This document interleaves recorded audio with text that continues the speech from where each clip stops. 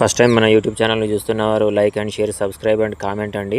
ఇది చూడండి, మొన్న ముంతా తుఫాన్ వల్ల జరిగిన బీభత్సానికి ఇది నిదర్శనం. ఇది మొత్తం వరి పొలం అండి, మొత్తం కింద పడుకొని పోయింది. ఇక్కడ నుంచి చూడండి, కనిచూపు మేరలో మొత్తం వరి కింద వండుకున్నది. ఈ వాగండి, వాగు పక్కన నుంచి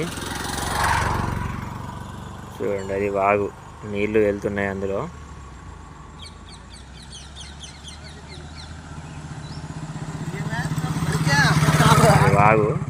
వాగులోంచి నీళ్ళు ఎట్లా పోతున్నాయో చూడండి. ఇది ఎర్రవెల్లి గ్రామం అండి, నారాయణగిరి మాటుతండ పక్కన ఉంటుంది. ఈ రొడ్డం కూడా చాలా హైట్ తక్కువ పోసిండ్లు, కనీసం ఒక గజం, ఒక 3 ఫీట్లు 4 ఫీట్లు హైట్లు లేపి పోస్తే బాగుండేది.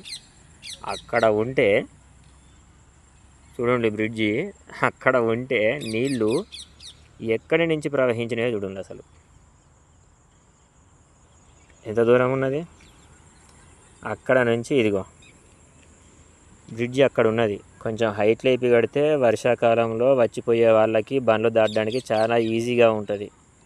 మోతుకులపల్లె దగ్గర మొన్న 2 భార్యాభర్తలు కాలువలో కొట్టుకొని పోయిండ్లు, చనిపోయిండ్లు.